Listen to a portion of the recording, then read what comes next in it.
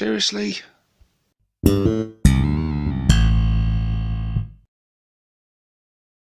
Hey guys, and welcome to another Top 5s video with me, 6+ Stevo. So one of my recent Top 5s videos covered the Top 5 Ork guns. If you want to check that video out, that'll be linked to that will be popping up on the screen right about now, so go and check that one out after you've finished watching this one. And as a Bad Moon player, that was a great one for me to do. But as much as it pains me as a Bad Moon player to say this, what Orks are really about, if we're honest, is getting in up close and personal, kicking in teeth and stomping heads. So with that in mind, we're going to do the top 5 Ork Melee Weapons. And before we get into that though, let's just set some quick ground rules. So these weapons in this list will cover infantry weapons, vehicular weapons, but what they will not be covering is things like shiny gubbins. So Headwhopper's Kill Chopper and Killer Claw are out. They're not going to be on this list. And also let me just say guys that this is just nothing more really than a bit of fun.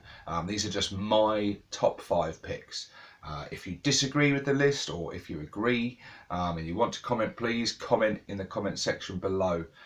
Share your top 5s and get a discussion going and things on it. It'll be good fun.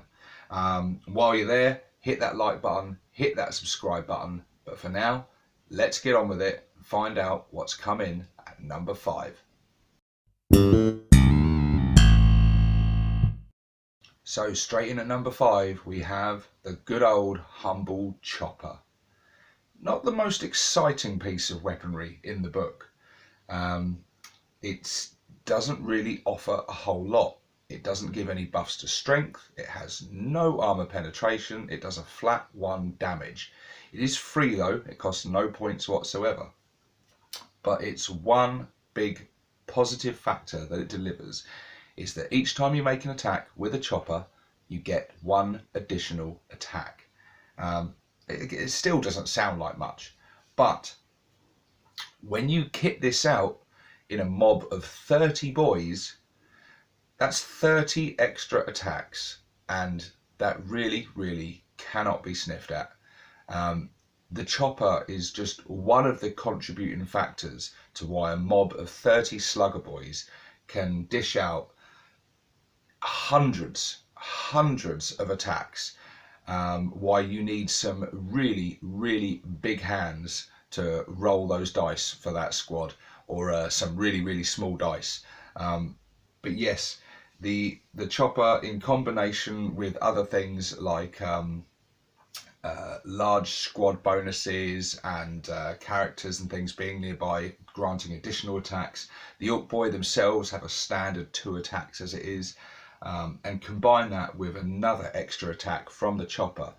It makes large mobs of slugger boys on the table something rightfully feared by virtually any opponent. No matter what their armor save is or how tough their units is, when you've got that many boys charging in with that many attacks, yeah, it's going to be pretty scary and it's going to cause some carnage. And yeah, that's why the chopper had to be on this list and had to at least be in this top 5 and just make the grade to be the number 5 slot. But let's get into some more exciting stuff now and see what's come in at number 4. Okay, so in at number 4 we have the chopper's bigger brother, the Big Choppa. This is a piece of war gear I love, and I think it's one that gets overlooked by a lot of Ork players in favour of the more popular Power Claw. But the Big Choppa has a lot of advantages over the Power Claw. It comes in at 5 points, so it's a lot cheaper, and it has a respectable stat line: +2 strength, -1 AP, and a flat 2 damage.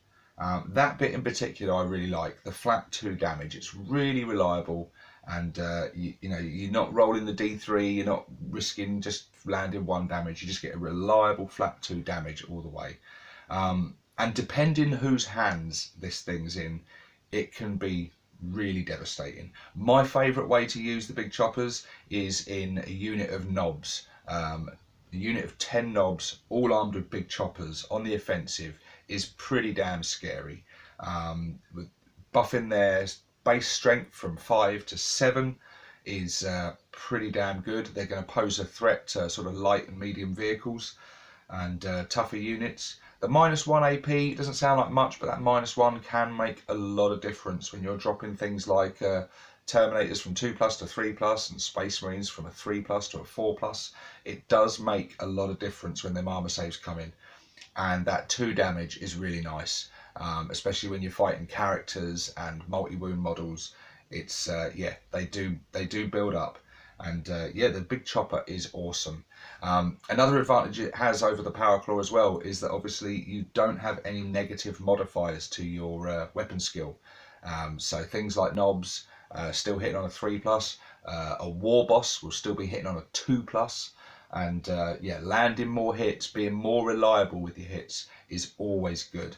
And it's a good cheap option for a war boss, actually, not to be overlooked. A war boss with a Big Choppa is very scary indeed, and yeah, that's why the Big Choppa comes in at number 4. Okay, in at number 3 we have the good old Dreadclaw. Anyone that's been watching the channel for a while knows what a big fan I am of Death Dreads. They are awesome, and the Dreadclaw has to be their best melee option. Dreadclaws are great. They come with ×2 strength, -3 AP, and a flat 3 damage. And for each Dreadclaw a Death Dread has, it gains 1 additional attack. They're not as good as they used to be. Well, the Dreadclaws are as good as they used to be, but the Death Dreads themselves, since we've had the new codex, we can no longer have Death Dreads with 4 Dreadclaws unless we use index rules. If we go back using index rules, then yes, we still can. But yeah, Dreadclaws are a great option, but the extra weapon now we have is the less good Dread Saw, the cheaper option in the codex. It's a bit of a shame that they made that change in the codex, but that's a topic for another time. But yeah, the Dreadclaw, so ×2 strength, this buffs your Death Dread up to a strength 10, -3 AP. It's going to cut through most things, and just that flat 3 damage, no D3, just 3 damage. A Death Dread on the charge, rolling in, landing a few attacks and wounding, those wounds pile up quickly. And a Death Dread armed with all close combat weapons, getting 6 attacks is terrifying for anyone. And yeah, I love them, and the Dreadclaw is awesome, hence why it's at number 3. Let's find out what's made number 2. Okay guys, so at number 2 on this melee weapons list is a piece of war gear that is not a weapon, at least in the traditional sense. It is the good old attack squig. So the attack squig, stats wise, strength 4, AP -1, damage 1, and each time the bearer fights with an attack squig, he gets an additional 2 attacks. But best of all, this thing is free. It costs no points whatsoever. See, it's just a way to give your war boss an extra 2 free attacks that themselves come with a bit of armor penetration. And it's free. It's free. Never before has the term auto include been so apt. And not only does this, buff up your war boss's already impressive amount of attacks, and provide him some, more danger to the opponent, but it looks awesome. It's a great way. It opens up conversion possibilities, to be able to add a bit more character to your miniature, and get an attack squig on a leash, or it's just awesome. They look great. It gives extra attacks, and it's free. It's free. It costs no teeth at all. Attack squigs rock, and no war boss should ever leave home without one. And that is why the attack squig comes in at number 2. Okay guys, so number 1, drum roll please. It's the Power Claw. The Power Claw is a classic weapon from Orks. It's been going as long as I can remember, and it's always been a mainstay of the Orks. The most popular weapon to be held by Ork war bosses, knobs leading units of boys or big mobs of knobs, mega knobs with Power Claws. Power Claws are awesome. They really, really are. They had a bit of a points drop since the index days. They've come down to a much more reasonable 13 points now. And they're really, really good in a multitude of different ways. Like I said, a war boss armed with a Power Claw is a terrifying prospect for anyone coming up against it. He has the ability to cause some horrendous damage. The Power Claw doubles the user's strength, so a war boss at strength 6 is now strength 12. It has -3 AP, which is beautiful, does a D3 damage. Its only downside is that you must subtract 1 from the hit roll. So this will drop a war boss from weapon skill 2+ to a weapon skill 3+. Still reasonable. Other uses for it is obviously on knobs. And it's great in large mobs of boys with a knob leading them. It's often, that unit has often been nicknamed the Power Claw delivery system, because it keeps the knob with the Power Claw safe, hidden within that mob, to pose a nasty little surprise for your opponent when your squads clash. Yeah, it's a hugely popular weapon for very good reason. Large units of mega knobs can cause devastation with their Power Claws. Large units of knobs.